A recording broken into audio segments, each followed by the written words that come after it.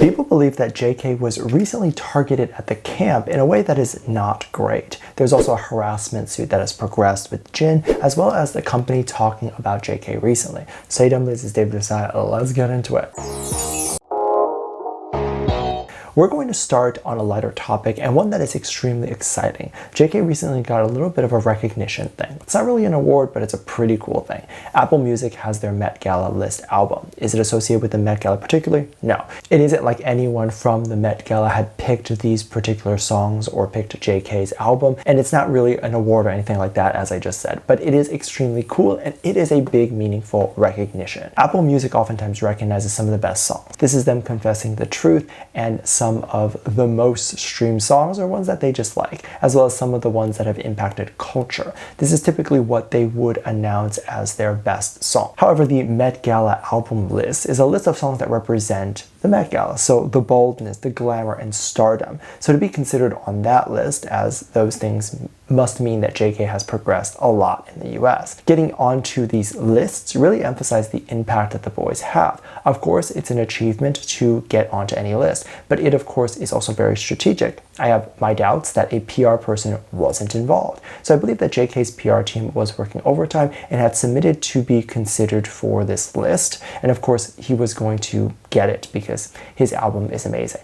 But being on a list that has the name Met Gala in it and would pop up if someone searches the Met Gala gets him in front of those people who do lists for the Met Gala. So anyone who might be trying to look for their next guest or whoever might be relevant at the time to invite, they might end up seeing JK. This doesn't necessarily mean that he will secure a personal invite, but it means that he is on his way to getting there. And PR teams often do these things very strategically to ensure a specific way of marketing towards the right people. A lot of what PR does doesn't always guarantee publicity or views or any of those types of things, but it is often petitioning to get in front of the right people. So if you're trying to get in front of this specific casting director, a PR team might be really good at getting you to meet all of the people around that casting director, getting all of the news articles that the casting director reads to talk about you, getting a lot of you in front of them without maybe them even realizing that it's being done. And then of course, when you finally meet that casting director or whoever you're trying to meet,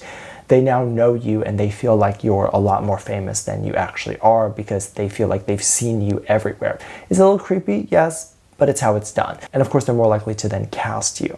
Now, there's no denying that JK is extremely popular and famous. So that is, of course, not something that they have to pretend that he is. But then getting the right people to push the right things and the right keywords is really what's going to help all of them. And I guarantee you in maybe a few years or so, we will start to see JK at the Met Gala. Maybe he will secure a personal invite, or maybe he will go with a brand like Calvin Klein or whatever. But I'm sure that we will see him there. Mark my words on that. And it seems like the boys are already preparing to come back and make a huge splash. And when they finally do come back, it'll be great. But not all of the news that I'm seeing of the boys recently have been that great. So if you are not aware, there was a situation in which Jin was kissed by two fans during his fan meet when he came out of the military. A lot of people were saying that he was uncomfortable because he did flinch or pull away when that happened.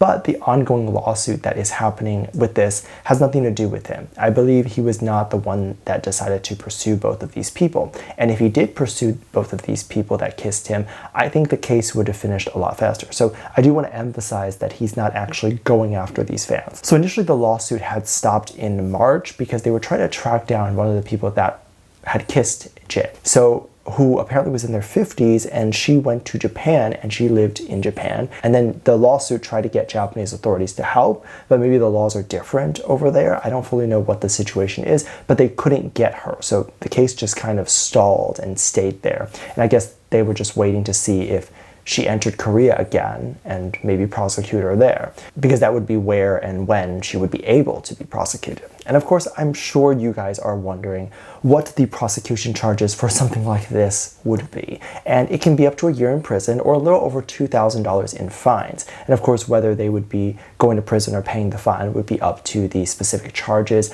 and how the defense might argue or frame the case. So there's very much a likelihood of them saying, well, Jin never pursued me personally, so he's okay with it. And that could lessen her charges and maybe get them dismissed. I don't know. I'm not an attorney, and I definitely am not one for Korean law, but they can always spin a story to make it seem like they're right?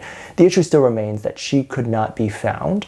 However, something did change, which was very interesting. She allegedly flew to Korea to show up for her case, and she turned herself in, essentially. So she will essentially argue. I don't know if she has a lawyer present or what her arguments are going to be, but it'll be very interesting to see what her arguments will be and how this will play on in the next few months. However, it didn't just end there, because news sites were reporting that there was another person who did this, and they might not have been dragged at all. Like, people don't even know if she's in Korea or if she had flown to another state or whatever it is. And so this really tells me that Jin obviously hadn't pursued this himself, but that can really just be an argument used in court.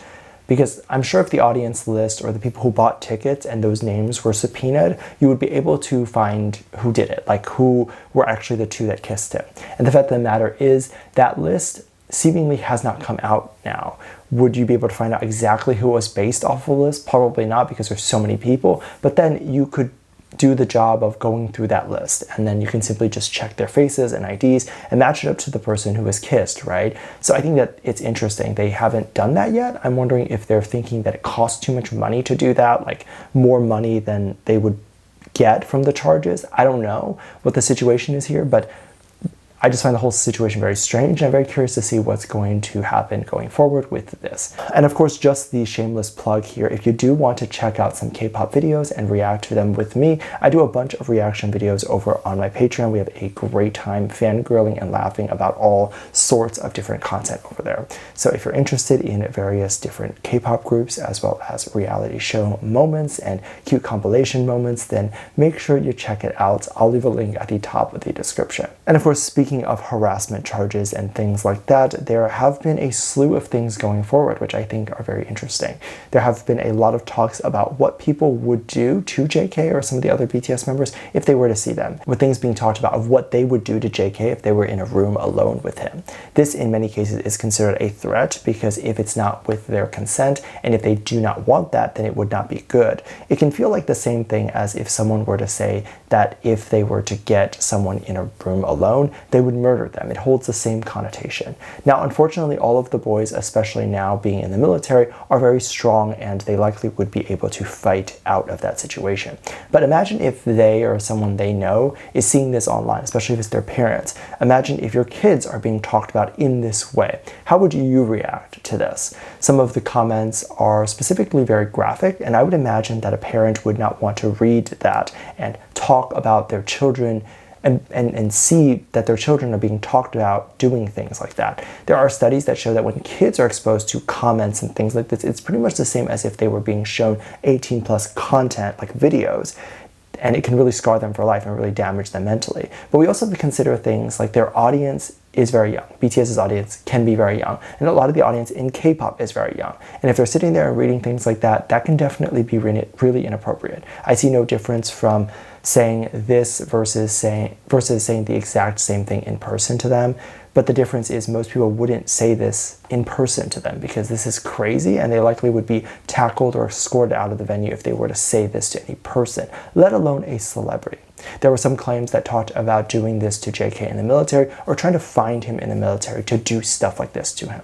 There might be moments in which he's alone. I think that is insane and highly inappropriate. There are so many things that the military can use their money towards, like making sure that JK and the other people at the camp are comfortable and are living well. But now potentially those resources will have to be put to upping security to make sure no one is able to sneak into the camp and do things like this. Because once it's said online, now it's going to be a concern that people are going to have. And this then wastes resources, as I said. And 99% of the time, nothing is going to happen. Like, no one's actually going to sneak into the camp. No one's actually going to do this. It's just things that are being said online. But are you going to take that risk if you're the one reading this and are highly disturbed by it? So do not do this, and please be careful with stuff that you post online. No one wants to read stuff like this, and no one wants to hear themselves being spoken about in this way. Let me know what you think. Make sure to check out Patreon for more videos. A link down below. Thank you. Just leave a comment right here. Love you. Bye.